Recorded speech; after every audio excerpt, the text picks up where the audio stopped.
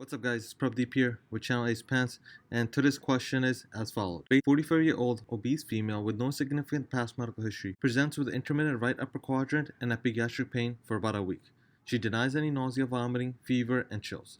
Patient admits to having similar episodes in the past which self-resolved. On exam, abdomen is soft, non-distended, and mildly tender to palpation in the right upper quadrant. Vital signs are as follows. Heart rate is 70, respiratory is 19, 98.1 is the temperature, and she's sitting at 98%, and pressure is 135/80. In terms of labs, white count is normal at 7.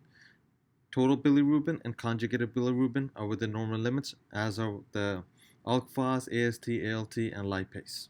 The ultrasound shows that she has multiple gallstones with a normal gallbladder wall and normal common bile duct. Given the findings, what is the next best step? A. Perform Hydrascan to rule out acute cholecystitis. B. Discharge home with dietary modifications and follow with general surgery outpatient. C. Admit for conservative management with IV antibiotics, NPO, and IV fluids to provide bowel rest. D. Consult GI for ERCP. E. Consult general surgery for cholecystectomy. Now the answer here is B. Okay, so to understand why the answer is B, let's look at the beginning of the question and come up with a possible list of differential diagnosis based on patient's chief complaint. So the chief complaint was right upper quadrant and epigastric abdominal pain. Now, based on the organs that are around this area, we can formulate a differential diagnosis list. So the first will be the gallbladder, and we can consider biliary colic, acute cholecystitis, or possibly choledocholithiasis. In terms of the liver, the patient might have acute hepatitis.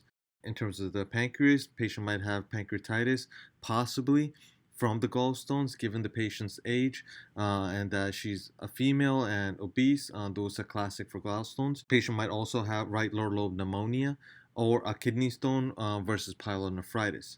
But we can cross out the lungs and the kidneys because in the question there's no mention of pulmonary or GU complaints. Therefore, the test maker has no intentions of testing on those.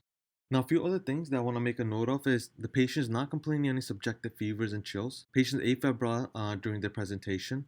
There's no leukocytosis. Bilirubin, LFTs, and lipase are within normal limits, and the ultrasound only shows gallstones and no other acute pathology. So, given those findings, we can rule out pancreatitis because the lipase is normal. We can rule out hepatitis because the LFTs are normal. We can rule out choledocholithiasis because we saw in the ultrasound the common bile duct was normal and bilirubin was normal. With choledocholithiasis, as you guys remember, the stone is obstructing the common bile duct. So all the bile that's being produced by the liver is not going to be able to pass through and go into the duodenum. It will be obstructed in the CBD, and there will be a retrograde flow back into the liver, and from the liver, it's going to pull back into circulation. And that's why we will have increase in conjugated bilirubin because the bile is just already processed by the liver. And because the conjugated or the direct bilirubin is going to go up, the total bilirubin is also going to go up. Since we don't see any of this, choledocholithiasis can be safely ruled out. Now, acute cholecystitis can be ruled out because patients not complaining any subjective fevers, chills, patients afebrile, there's no white count, and there's no wall thickening or fluid around the gallbladder, and specifically there's no stone in the cystic duct or neck of the gallbladder. So that rules out acute cholecystitis, and we're only left with biliary colic since everything else is normal and there are only gallstones in the gallbladder and the patient is having right upper quadrant pain.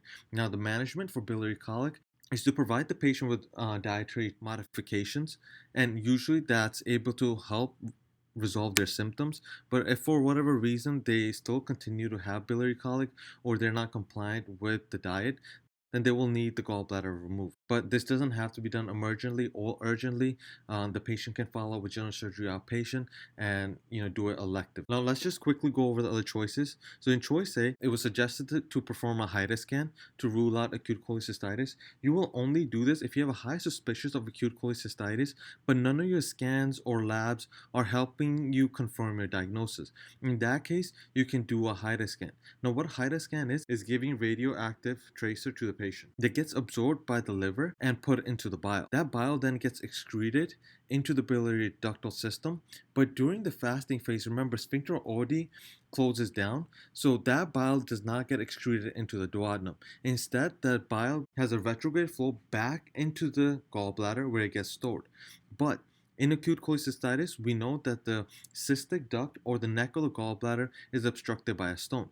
Therefore, the extra bile that was coming into the gallbladder to be stored is not gonna reach the gallbladder because it's obstructed. And for that reason, the gallbladder is not gonna light up because that newly formed bile is not gonna be able to enter the gallbladder. So if on Hydrascan you see after 4 hours the gallbladder doesn't light up, then that's indicative of acute cholecystitis. Now, choice C, admitting the patient for conservative management with antibiotics and keeping the patient NPO and putting them on IV fluids is only recommended if patient is not a surgical candidate and they have acute cholecystitis. If patient has a lot of medical problems or if they're immunocompromised, then in those cases you might not want to do a cholecystectomy and just manage them conservatively and do an elective cholecystectomy later on when the patient is more stable and ready for surgery. And choice D, you would only call GI to do ERCP if patient either had choledocholithiasis, cholangitis, or gallstone pancreatitis, which is not the case here, so you would not consult GI.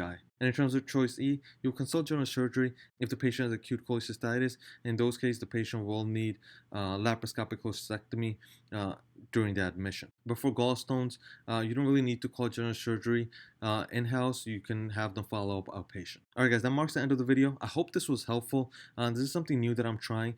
So please give me feedback if this was helpful or not. And based on that, I might continue this or I just might go to the old format. So let me know guys. I would really appreciate your feedback. And yeah, thank you so much for watching.